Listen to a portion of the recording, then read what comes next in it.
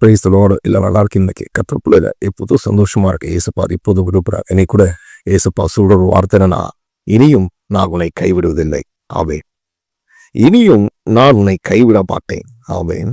வசனம் சொல்லுகிறது, இமை பொழுது நம்மளை கைவிட்டிருந்தாலும் ஆண்டவர் நம்மளை இரக்கங்களால் நம்மளை சேர்த்துக் கொள்ளுவார். இமை பொழுது நான் உன்னை கைவிட்டேன், ஆனால் மிகுந்த இரக்கங்களால் உன்னை நான் சேர்த்துக் கொள்ளுகிறேன். ஆமென். கர்த்தருடைய இரக்கங்களுக்கு முடியவில்லை. ஆமென். ஒருவேளை உங்க சூழ்நிலை அவர் கைவிட்டது போல தெரியலாம், ஆனால் வசனம் சொல்லுகிறது அவர் நம்மை விட்டு விலக மாட்டார், நம்மளை கைவிட மாட்டார். ஆவே பாருங்க, இந்த சாத்ராக் மேஷாக் ஆபேத்நேகோருடைய வாழ்க்கையில கர்த்தருக்காக அவர்கள் 7 மடங்கு அக்கினி சூளையில அவர்கள் தள்ளப்பட்டார்கள். ஆனால் என்ன ஆச்சரியம், அவர்கள் அழிக்கப்படவில்லை, மாறாக கர்த்தராகிய தெய்வம் அவரோடு கூட இருந்தார் என்று வசனம் சொல்லுகிறது.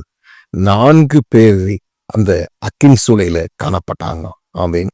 ஓட்டதோ 3 பேர், ஆனால் வந்ததோ 4 பேர்கள். 4 பேர் அந்த அக்கினி சூளையில விடுதலையாக்கப்பட்டவர்களாக இருந்தார்கள். உங்கள் வாழ்க்கையிலும் சில நேரத்தில் அக்னி போன்ற பிரச்சனையில கர்த்தர் உங்க கூடவே இருப்பார். ஆமென்.